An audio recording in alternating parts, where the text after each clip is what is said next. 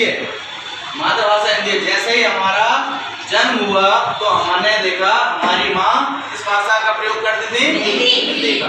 तो हमारी जननी जिन्होंने हमें जन्म दिया उनकी भाषा जो उनसे हमें प्राप्त होती है उस भाषा को हम क्या कहते हैं, मातृभाषा कहते हैं, है ना। और हमारी मातृभाषा क्या है, हिंदी है। हमारे संपूर्ण भारत में अधिकतर राज्यों में और अधिकतर जनसंख्या द्वारा हिंदी भाषा का प्रयोग किया जाता है।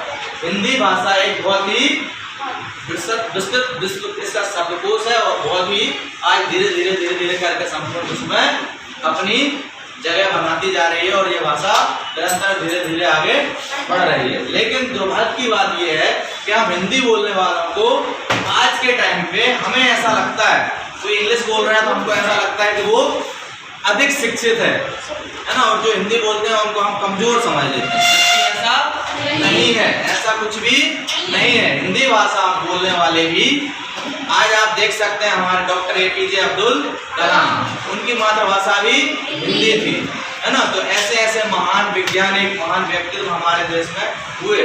अटल बिहारी वाजपेयी जी माननीय हमारे पूर्व प्रधानमंत्री रहे हैं, उनकी मातृभाषा भी हिंदी थी। तो हमारे जितने भी महापुरुष हमारे देश में हुए ज़्यादातर लोगों की मातृभाषा हिंदी थी। तो हिंदी गर्व का विषय, किसका विषय है, गर्व का।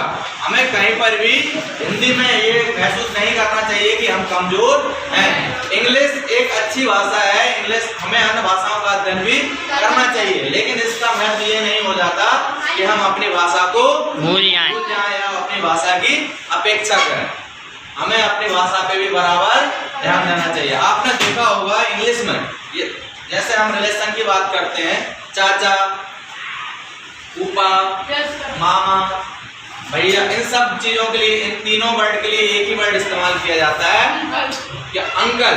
यदि भीड़ में मान लीजिए आपने आवाज लगाई अंकल, तो आप किसको बुला रहे हैं कैसे पता चलेगा, ये जस्टिफाइड कर पाना बहुत मुश्किल है ना। लेकिन हिंदी में हमारी इतनी विस्तृत भाषा है कि आप जिसको भी बुलाते हैं वो व्यक्तिगत रूप से उस भाषा को समझ जाता है और उसको एहसास हो जाता है कि मुझे बुलाया गया है। क्योंकि हम यदि चाचा को बुलाएंगे तो चाचा काका बोलेंगे, और मामा को बुलाएंगे तो मामा बोलेंगे, और फूफा जी को बुलाएंगे तो फूफा जी बोलेंगे। मतलब अलग अलग व्यक्ति की अलग अलग पहचान और अलग अलग आइडेंटिटी हिंदी में होती है, जो कि इंग्लिश में संभव नहीं है। चाचा, चाचा, मामा, इन सब के लिए एक ही वर्ड अंकल का प्रयोग किया जाता है। ठीक इसी तरह चाची, मामी, है ना, बुआ, इन सब के लिए आंटी के शब्द का प्रयोग किया जाता है। बहुत सारी महिलाओं का समूह है, वहां पे आपने बोल दिया आंटी, तो आपने किसको बोला है, किसी को भी समझ पाना मुश्किल है। कोई भी नहीं समझ पाएगा कि किसको बुलाया जा रहा। लेकिन हिंदी भाषा में ये रिलेशन में आप जिस व्यक्ति को बुलाते हैं वही आता है, वो समझ जाता है कि मुझे बुला रहा है। जैसे आपने यदि चाची बोला तो आपकी चाची आएंगी, आपने बुआ बोला तो आपकी बुआ आएंगी, आपने मामी बोला तो आपकी मामी आएंगी। इस तरीके से हिंदी भाषा में एक विस्तृत रूप छुपा हुआ है और उसमें अनेक शब्दों का भंडार है। ठीक जैसे इंग्लिश में हम पैर के लिए क्या बोलेंगे, प्रार्थना, लेग, और हिंदी में पैर, टांग, है ना, कदम, इतने सारे शब्द उसके बने हुए हैं। तो जहाँ पर जैसी आवश्यकता होती है वैसे हिंदी के शब्दों का प्रयोग हम कर सकते हैं। इसलिए हमें छोटे छोटे प्रयास करना चाहिए। हमारे दैनिक जीवन में सुबह से लेकर शाम तक हम कई शब्दों का प्रयोग करते हैं, जिसमें हम इंग्लिश के वर्ड भी यूज करते हैं, उर्दू के वर्ड भी यूज करते हैं, है ना, तरह तरह के शब्द बोलते हैं। जैसे अभी मैंने यूज करते हैं वर्ड बोल रहा हूँ मैं, ये इंग्लिश के शब्द हैं, इन सब का हम इस्तेमाल करते हैं। तो हमें इनकी जगह पर क्या करना है, हिंदी के शब्दों का प्रयोग करना है। जैसे सुबह हम जैसे गुड मॉर्निंग बोलते हैं, गुड मॉर्निंग की जगह हम सुप्रभात बोल सकते हैं, और शाम को गुड इवनिंग बोलते हैं तो हम शाम को शुभ संध्या बोल सकते हैं, रात में शुभ रात्रि बोल सकते हैं।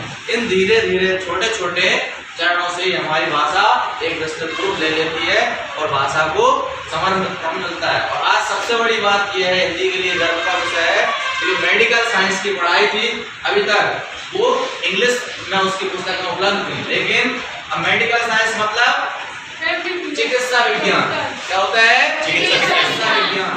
तो चिकित्सा विज्ञान की पुस्तकें अब हिंदी में भी हमें सबको उपलब्ध होंगी और आगे चल के उसका विद्यार्थियों को फायदा होगा और अधिक से अधिक लोग अब चिकित्सा के क्षेत्र में जा सकेंगे।